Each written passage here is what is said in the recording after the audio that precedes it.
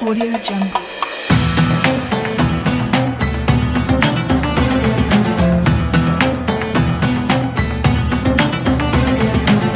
Audio Jungle.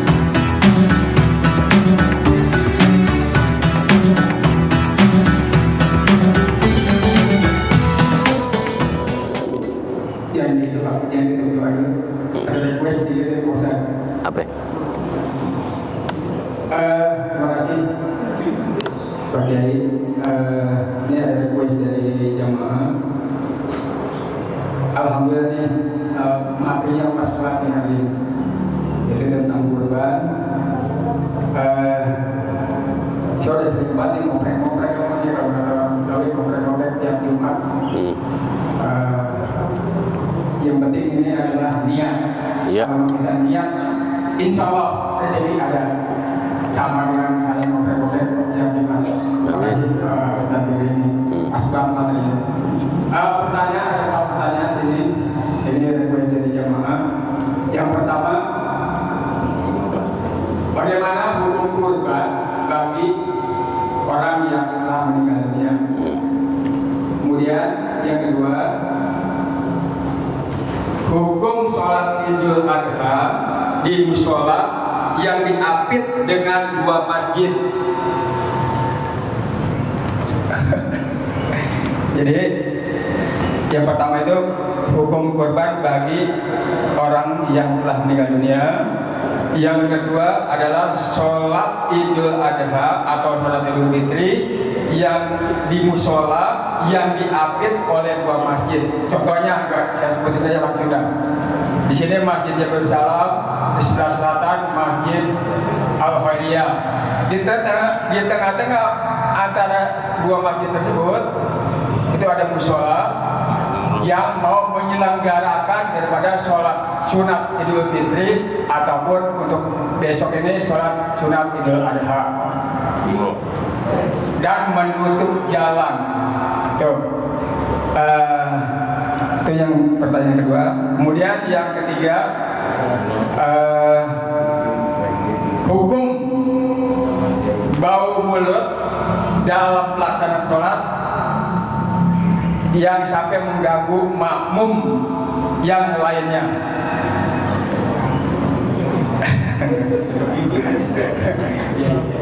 Enggak usah pergi kali. Kemudian yang keempat, hukum daripada imam yang di dalam sholat berjamaah ataupun sholat sendirian tidak membaca doa iftitah. Terima kasih.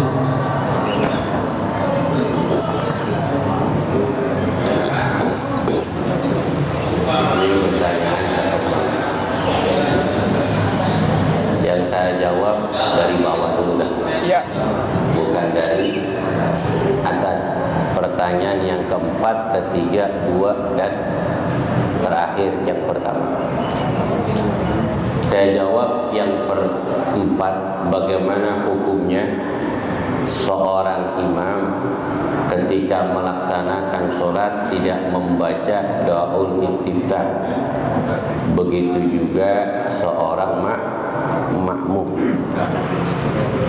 Doaul iftitah sesudah takbiratul ihram di antara bacaan suratul Fatihah. Doaul iftitah itu ada di tengah dengan lafaz Allahu Akbar kabira walhamdulillahi katsira wa subhanallahi bukratan wa asila wajjahtu wajhiya ila akhir.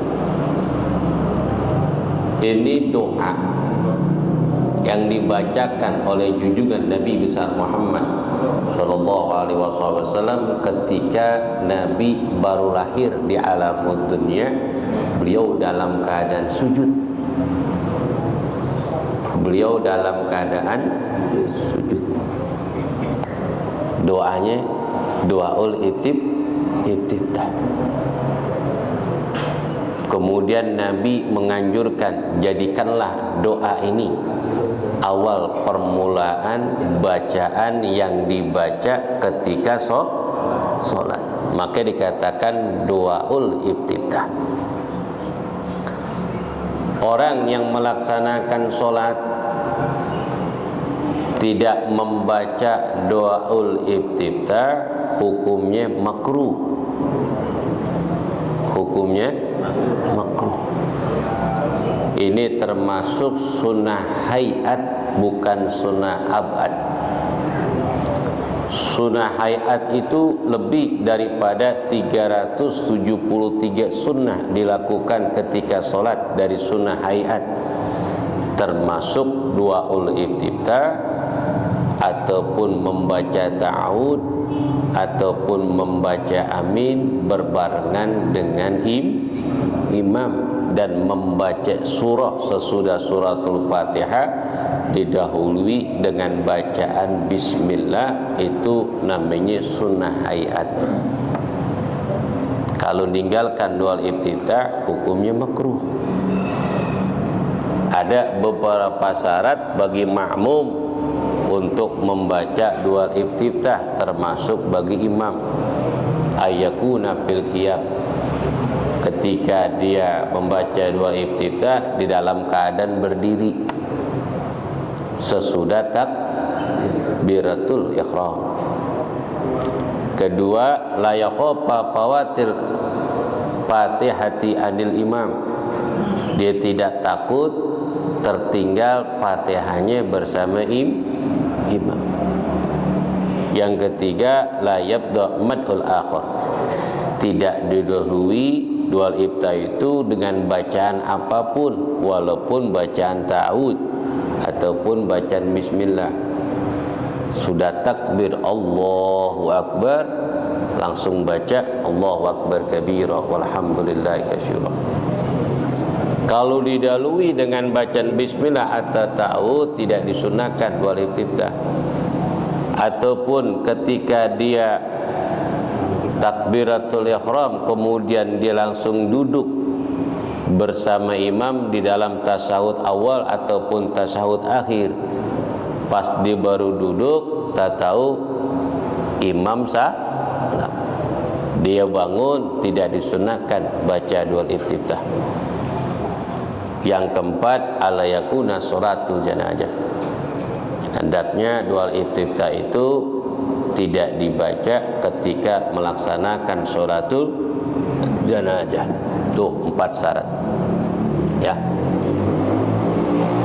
Yang ketiga, bagaimana hukumnya musola yang didirikan sholat Idul Fitri ataupun Idul Adha?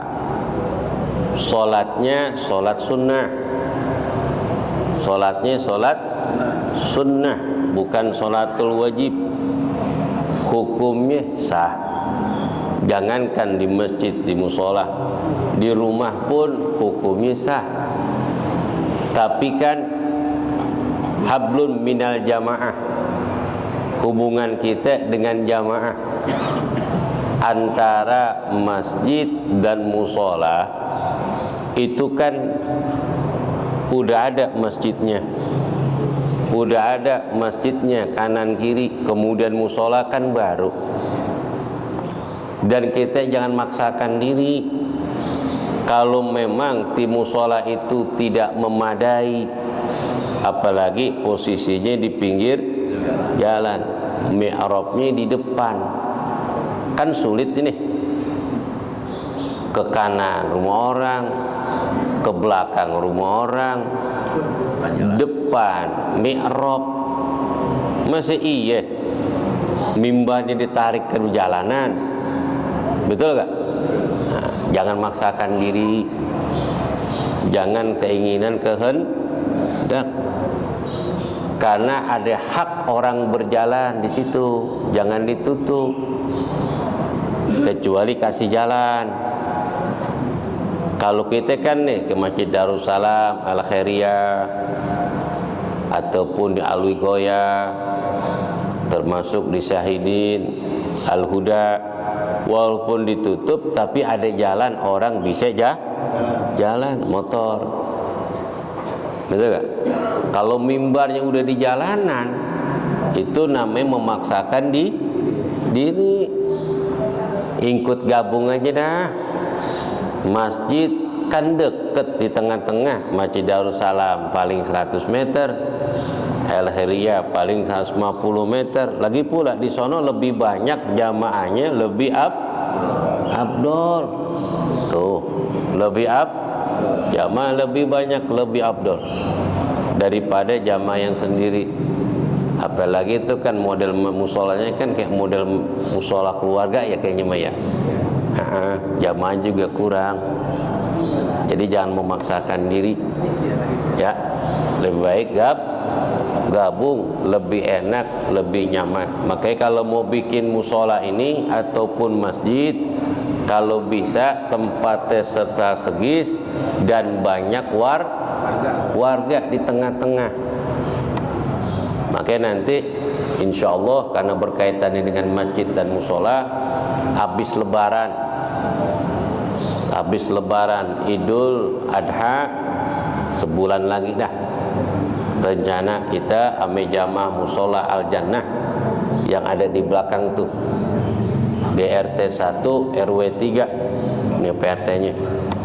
Itu ada tanah 120 meter, bangunan dari asbes. Rencana kita mau bangun pertama di dalam, kemudian lingkungan padat. Kalau jamaahnya banyak yang sholat, pengajian anak-anak tiap sore itu banyak, bisa 80 orang. Jadi sarana ibadah ini memang dibutuhkan di masyarakat.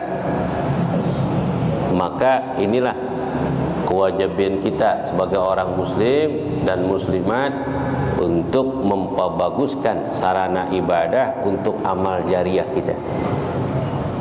Kan ada tuh di masjid di dalam timbul di pinggir jalan dekat Portun. Itu masjid cakep banget, tanah 1.500 meter. Itu yang bangun gusuran Kuningan, musola 200 meter. Musola 200 meter, musola zaman dulu udah jelek banget. Dijual sama ahli warisnya, kemudian dipindahin itu. Bangunan cakep banget. Tapi sekarang nggak dipakai.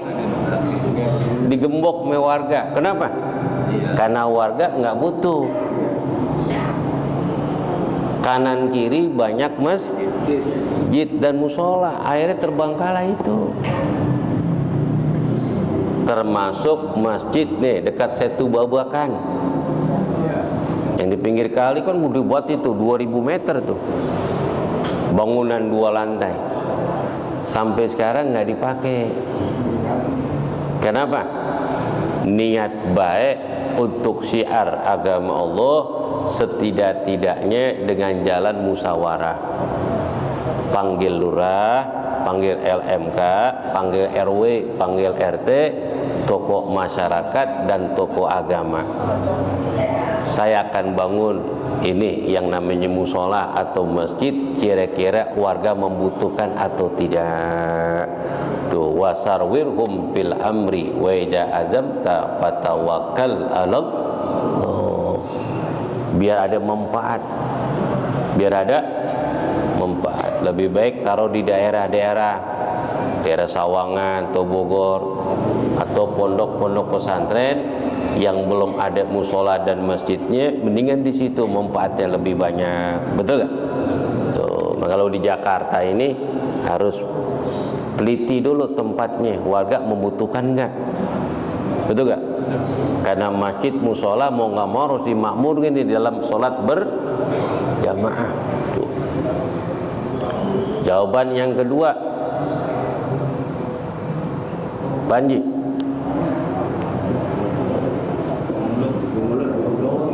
Bau mulut. Bau. Ada sahabat Nabi melaksanakan sholat berjamaah, kemudian ada bau mulut yang kagak enak, Nabi melarang. Hukumnya makruh datang ke masjid bau mulut.